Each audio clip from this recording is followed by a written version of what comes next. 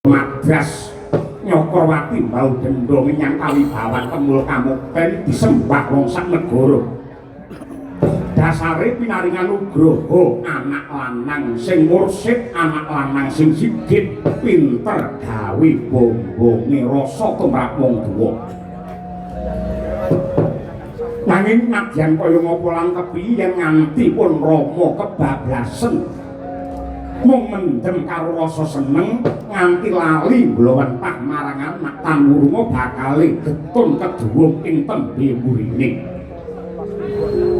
Gandeng bisuke sing dak dama-dama sing tak golo-golo tak gadang-gadang tak udang-udang nerusake keprabon mongko dadi ratu ning negara Mandaraka ya mung jeneng Sira Narasoma. Dadi ratu ngono beda kelawan para kawula. Ratu ki beda kelawan para kawula, yen para kawula mung ngurusi karo uripe dhewe, nanging lamun ratu kuwi manungsa ingkang sinampiran pakaryan, sinampuran kewajiban, ya kuwi nemtokake banger bacing butet bening mulya rekasane kabeh para kawula ing negara Mandaraka. Lan ndak pundhut kanthi banget jeneng sira dadi satriya aja nganti nindakake dosa gedhe. Ya sanadyan kabeh manungsa urip ana alam padang mesti duwe dosa ning sing kirana dosa sing gedhe. Ewadene dosa gedhe iki antarane ana 7. Ana 7 perangan. Sepisan ya kuwi nyembah sak liyane pangeran. Kowe rumangsa marem saka mareming rasamu duwe keris sing bisa dadi srana sekti mandraguna kawetu kang dadi tembungmu. Aja aku duwe keris iki tangeh lamun aku bisa dadi satriya sekti. Aja aku duwe pusaka iki ora bakal aku dadi wong pangkat. Aja aku duwe gaman iki ora bakal aku dadi wong sugih. Yen tembunge wis nganggo aja kaya ngono kuwi wis ngiwakake panembahe marang Gusti merga nyembah karo pusaka kang watu lan sapepadane kuwi dosa gedhe. Inggih Rama. Nah, dosa gedhe ingkang angka 2 ya kuwi lamun to nindakake lampus diri. Merga nglawan kelawan takdire Gusti kodrate pangeran. Utawa nglarani karo awake dhewe kanthi bab-bab ingkang maksiat mendem lan madat utawa nindakake pakarti sing gawe rekasane jiwa lan ragane.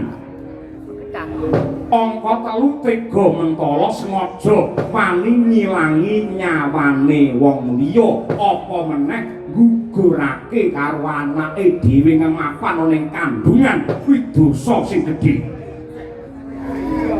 Angka 4 ya kuwi nyritakake alane wong marang wong akeh. Nyritakake alane wong marang wong liya kuwi yektine padha karo nyebar fitnah, kuwi dosa sing gedhe. Angka 5 nindakake laku sedeng utawa laku selingkuh utawa laku zina apa meneh le selingkuh karo bojone wong liya. Kuwi dosa gedhe sing bakal njrimpeti laku kautamanmu yen maneh tumindak sedeng lan selingkuh kaya ngono kuwi. Kowe yen tak kandhani manungsa aja kaya prajurit-prajurit sing ora ngerti tata ing mapalane Mandaraka. Angger tak kandhani aja pisan-pisan nyedaki zina, le jawab malah kula mboten nyedaki ning kula malah nindakaken malah ngono. Iki Rama iki lha kuwi. Angka 6 tega mangan jatahe wong miskin utawa anak yatim ya dosa gedhe. Angka 7 marem lan critakake dosa-dosane marang wong liya. Aku biyen nate mendem. Aku biyen tau mateni wong. Aku biyen siden 7 nate tak gagahi kabeh.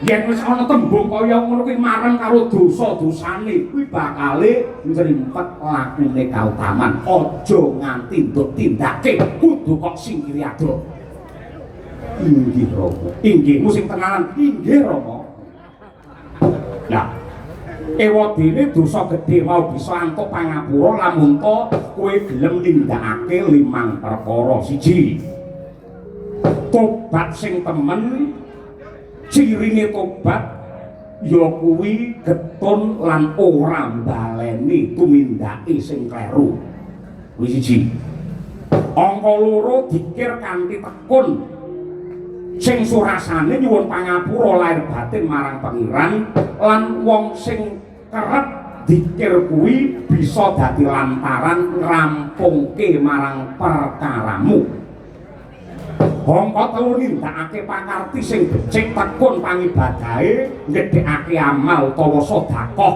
utawa gawe seneng tumrape wong liya upamane nedenge ambawarsa anggene palakrama kaping 50 utawa kencana banjur nanggap budaya nyenengke wong sak lapangan kuwi calone swarga tungga sanga kuwi.